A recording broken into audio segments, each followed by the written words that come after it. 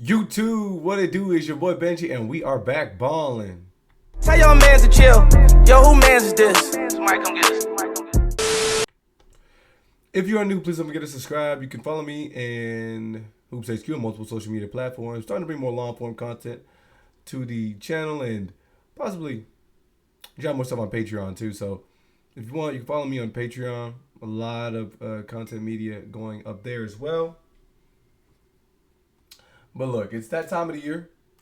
It's that time of the year when things start to get a little more hectic. Of course, for the rest of us, for lives, a lot of people with school, as we head into the summertime. But of course, with sports, a lot of that, specifically revolving around basketball, is going to have to do with championships. Because it's that time of the year. The NCAA is going through right now with March Madness, as a lot of these teams are heading into the Sweet 16.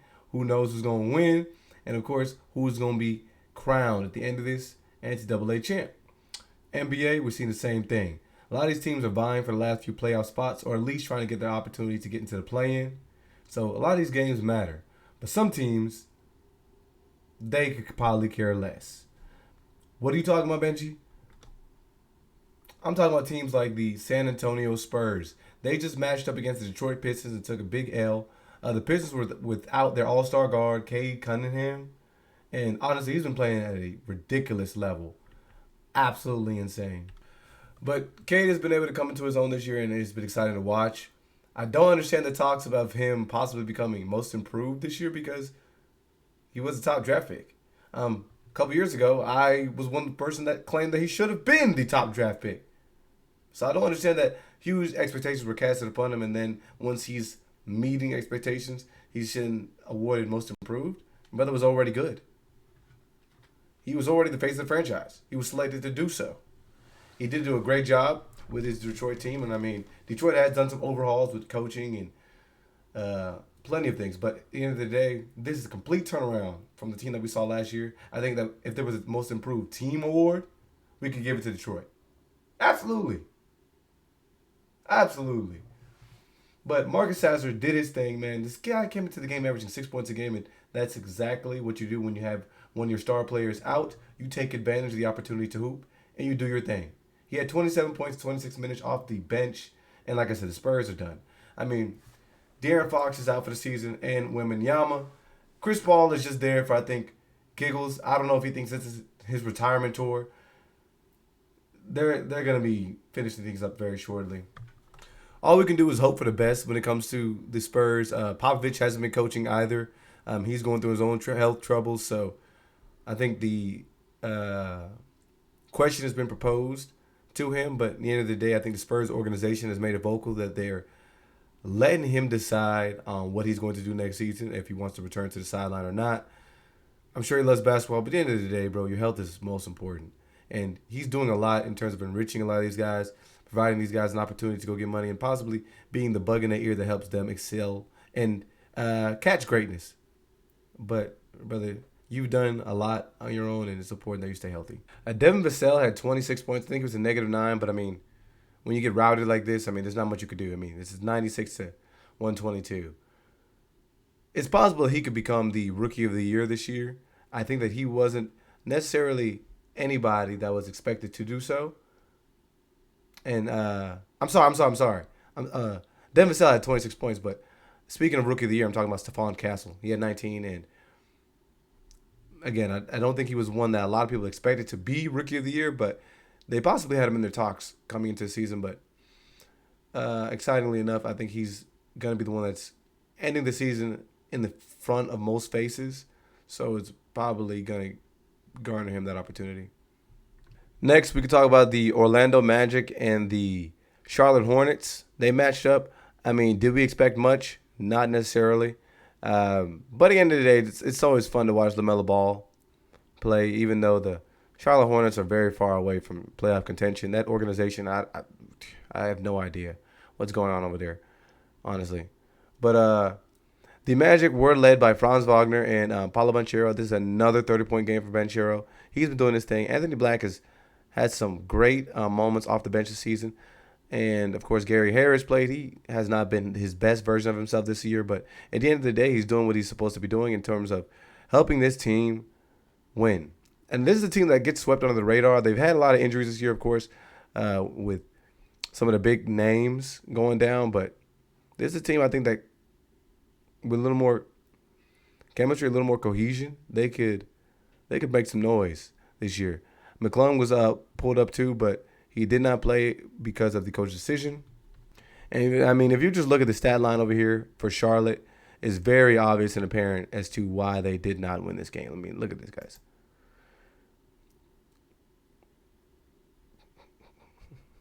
LaMelo Ball gets you 25 points, but he fouls out of the game. He's a -7. He actually shot pretty solid from the field and from the free throw line, but unfortunately, him fouling out is just not going to help. He's normally somebody who plays at a style that is high risk and high reward, but I will say it didn't yield us up many turnovers. But I mean, it's I don't know. They're just not getting the bang of the buck. I don't think they're paying a lot of guys, and they don't have necessarily the oomph that I think they need. Seth Curry's on the end of his career, and for some reason he's still playing 6 minutes a game, and we're giving a lot of opportunity to a lot of young guys. But I mean, I don't think this franchise cares about winning. They're just looking for a diamond in the rough. They're just out there to sell tickets. I think they're just looking for a quick cash grab. I don't believe that this team is actually trying to win. And obviously, no team would go into a game. No team would go into a season looking to lose. But it's just something in the air in Charlotte that is just not lending these guys in the right direction. And I think that it was very evident early in the season with the trades that the Hornets were making, that they were looking towards next season very, very, very early. But I do want y'all to let me know, what do y'all think that the Hornets can do? Because, I mean, they've actually had some close games and actually stole a couple games this season. I mean, even this most recent game, while I was talking bad about them, it wasn't a bad game. I mean, it was 111 to 104. I mean, so the Hornets haven't been getting destroyed by everybody, but it just seems like they're never really in contention for the game. That's kind of what it seems like. They have spurts where they play hard, but I think the youth leads them to just making a lot of like silly mistakes. But what do y'all think? I mean, is it possible that they can garner a big player to come over there and kind of carry things at the helm? Or they're just going to keep trying and drafting guys? Y'all let me know in the comments below. And, of course, everybody's favorite team to hate, the Dallas Mavericks, matched up against New York Knicks, which is actually another team that gets a lot of hate, even from their own fans. They matched up as well. The Mavericks, I mean, we all know about the story of the season.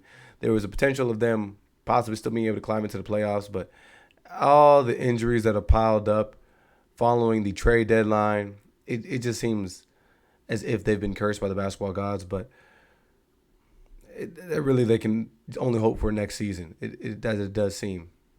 The Knicks won this game 128 to 113, and I mean, it was Towns who had a great game. Anunoby will sneak you some baskets some games. Like, this guy came into the season and got him a big contract, and of course, while he's going to provide a lot of toughness, energy, and defense, he'll get out there and get him some baskets when his time is due as well. But yeah, he had 35 points. Josh Hart added 16, as well as 12 rebounds. Y'all know that dude's going to just make it happen and then be able to go drop a podcast the next day. But that is a triple-double for actually Josh Hart, because he also had 11 assists.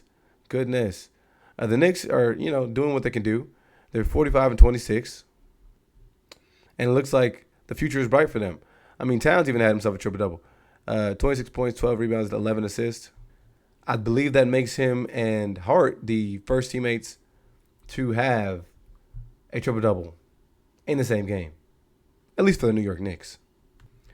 Najee Marshall did have himself a game, though. He put up 38 points. It was actually a career high, and Brandon Williams had 22, but I mean, the Mavericks, I mean, what are we talking about? Out of the last 13 games, they've lost 10. It's tough for them. It's really tough. And you hate to see it, man. I'm a big fan of Klay Thompson. Of course, when he was suiting up for the Lakers, JK, the best team in California, the Warriors, while he was suiting up with them and became the Splash Brother, I was excited for him. But I kind of mentioned to a lot of people that it did not seem as if he would have much better of a season with the Mavericks, because of the way that they played. That style that was only relying on Kyrie Irving and Luka Doncic to create a lot of baskets. I felt like, of course, he could help by being a recipient of a lot of those catch and shoot jump shots. And we've seen it. We've seen Klay Thompson of old catching fire, getting buckets. But unfortunately now, without a ball handler and without a secondary ball handler at the level of Kyrie Irving and Luka Doncic to really draw a lot of defense in, this guy has just not been able to be himself. And he had a 2 of 11 night. I feel sorry for him, but, at the end of the day, this is what he signed up for. But, yeah, I mean, you got guys out there trying, man. I mean, that's all you can hope for. A lot of these guys have just never really been in a position where they've had to carry the burden of these teams, unfortunately. Max Christie, he also played 31 minutes too, but he didn't provide a lot of the oomph that he was as he started doing so when he came over there from the Lakers. But they can just finish the season. And we saw over the holidays Jalen Brunson get taken out with an ankle injury, but it's been like 3 weeks, man. Fortunately, it seems as if he's supposed to be progressing a lot faster than anticipated, but there's still no direct timeline on when he'll be back. The next game had me a little upset because, of course, I root for the Warriors. That's the hometown team. Jimmy Butler plays for the Warriors, all right? He used to play for Miami, so the Miami Heat matched up with the Golden State Warriors, and this game I tuned into live. It got out of hand really quickly. There was a couple moments in the game where the Warriors started to foster up a comeback, and it was exciting because we all thought that maybe, just maybe, this might be a game. No, without Steph, the Warriors are completely hit and miss. And coming into this game, I was one of the people that looked at it and said, no telling how this game may go. Because as much as we may love Jimmy Butler, I continue to repeat to people, I think at this stage in his career, particularly if we're talking about the regular season, Jimmy Butler, he's not the one option, right? And I'm sure coming into the Warriors, he knew he wasn't going to be number one. But he does a lot of the roles that are expected of him, or a lot of the roles that he brings to the team help the team in terms of like a lot of his leadership, his willingness to play off the ball, willingness to play defense, willingness to communicate. He can provide you some shot making and just energy and effort. But unfortunately, without Steph Curry, we need somebody else to shoulder the load of 20 to 30 points a game, and it does not seem like he's ready to do that at this state. And Kuminga, I think, is back trying to catch his flow, but this was just ugly. But shout out to the Miami Heat, man. Bam Adebayo had 27 points. Tyler Hero scored 20. Tyler Hero hit a myriad of tough shots this game, man. Goodness. But yeah, it was a 112 to 86 win for the Heat, and I can only imagine what that does to our record, because right now in the Western Conference, everything is so tight. So every loss really matters. And we're going to check that out a little bit later too. But Alec Burks had 18 points for Miami. And the Heat just couldn't miss from outside the three-point line. They were 17 for 25. I mean, they were looking like the Warriors, truly. Jimmy Butler, who a lot of people assume that would absolutely take this as an opportunity to trash talk and show the Miami Heat what they were missing out on. He had 11 points. Beautiful. And Jonathan Kuminga came back almost as fresh as ever and had a cool 15. Podziemski had 14, and all we could do is hope for Steph to get back healthy. Again, I always think that our problem at this point for a lot of these guys that are greats is we're putting them in situations where they have to make things happen. And I think towards the end of these guys' careers, we should allow them at least an opportunity to careen out with grace. Of course, bringing Jimmy Butler in would have you expecting that Steph Curry was going to be able to chill on his way out, but it does seem to be unfortunate that that is not the case. But this is a bright spot for the Miami Heat because they have been taking loss after loss since Jimmy Butler even voiced his decision to want to leave. And so some of these wins will catch up for them. And Nikola Jovic, who has been out for the last 4 weeks, he actually has been cleared to return to basketball activities. So that's exciting. An interesting stat was that all 5 of the Warriors starters had exactly 2 points. And it was the first time that an NBA team had no starter score 3 points in the first half in over 10 years. The guy that the internet loves to hate, Jalen Green, balled out against the Atlanta Hawks in a big win. He put up 32 points and showed these guys who runs the H-Town. And the Rockets have been sneakily climbing right back up to that top spot. So they are vying for that spot in playoff contention. Even though a lot of y'all swear that Jalen Green was a waste of a draft pick for some strange reason, but the kid has been hooping. While he isn't the most efficient, I'll allow that attestation to be made. The dude shows y'all why he's eligible for all this money and why he's inking the contract on that. Was that $80 million the other day? Fred VanVleet showed up as well, who is another guy that's getting a lot of money.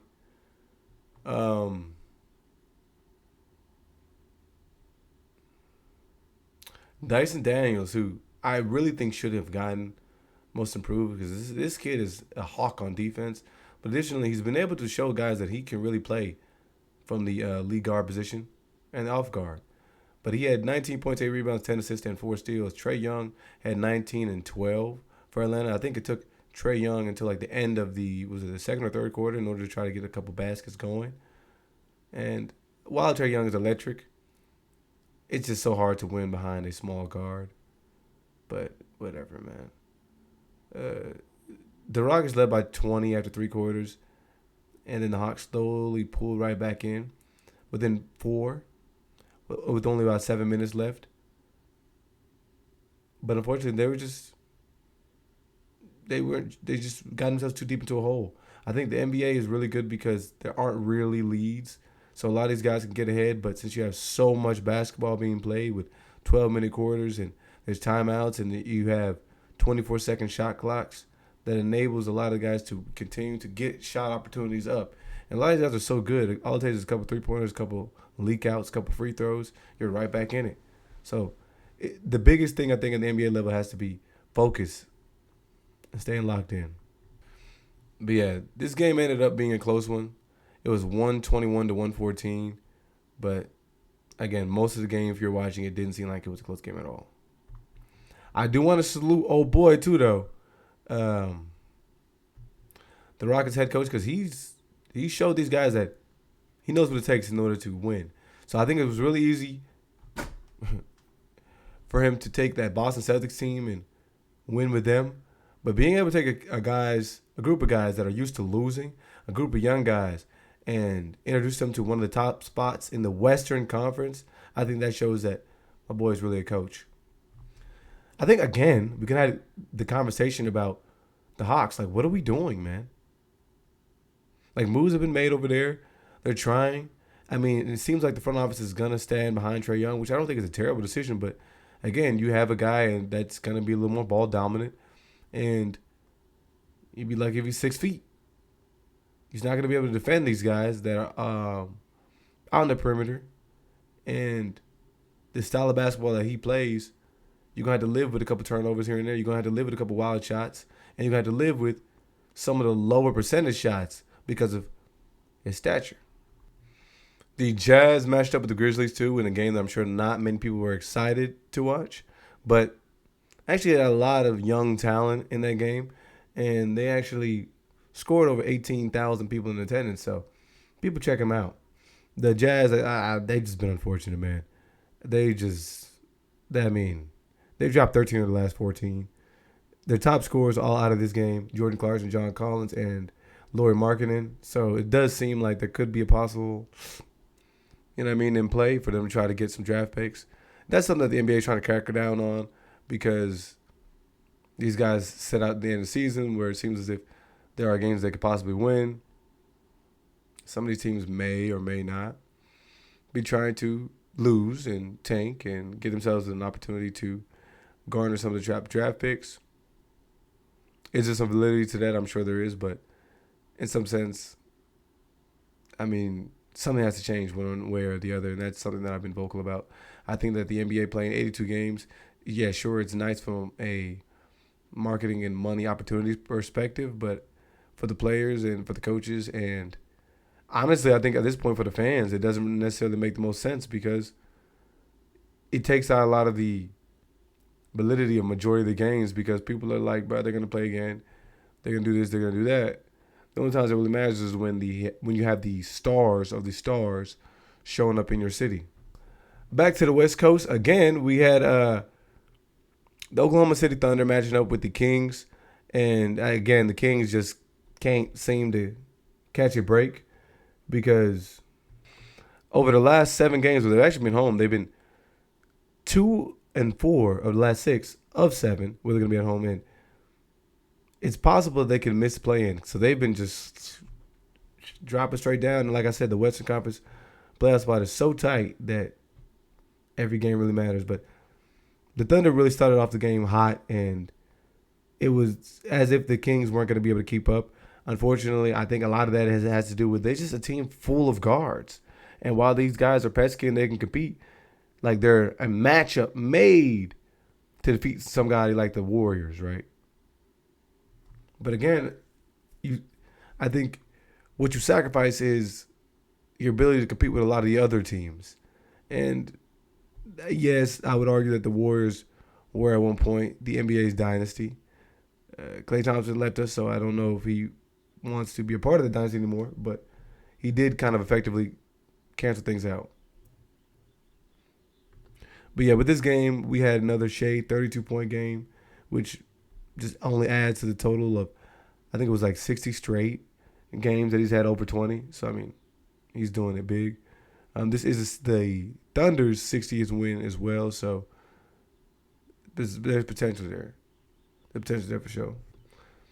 And then, of course, the Cleveland Cavaliers and Portland TRAILBLAZERS matched up. The Blazers, I will say, they play hard, but they are just young, man. They, unfortunately, are just too young. The Cleveland Cavaliers go ahead and take the W, 122-111. And Darius Garland led the way with 27 points and 8 assists. Ty Jerome dropped 25 points off the bench, and Evan Mobley had 21 points and 12 rebounds. He had a couple nice dunks, too. And Scoot Henderson and Shaedon Sharp both had 18 points. So like I said, it's not for lack of trying that these guys aren't winning the most. But if you look, Portland is only 3.5 games behind Phoenix for the 10th spot in the Western Conference in the play-in. So, if Portland would clutch it up and win a couple of these games, they really have an opportunity to make it to the playoffs. Mitchell is out, and again, like I said, it's that time of the year, so a lot of these guys are going to be out of games. So, the Thunder have clinched this playoff spot. Rockets are as well have clinched the playoff spot as well. So we got number 1 and number 2. The Rockets win has put them effectively over the Nuggets in terms of 2 spaces. Then we have the Grizzlies, which I continue to say, Ja Morant is the X factor, man. This guy missing so much of last couple years put the Grizzlies almost in purgatory. But with him returning to the lineups, we can see what he does. The Lakers snuck all the way up, but unfortunately, injuries kind of hitting them up. But I'm sure the LeBron return is imminent very soon, and with him being refreshed, I expect the Lakers to make a run.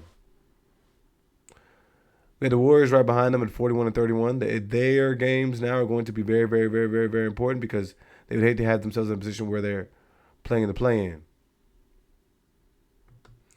And right behind them, you got the Clippers, Wolves, Kings, and Suns. Right behind the Suns, you have the Mavericks as well as the Blazers. Then you have the Pelicans and the Jazz. For some reason, the Pelicans they just can't get it together. They just can't. I think a lot of that is because of the guy they put all the money into, the guy they invested into, the guy they drafted.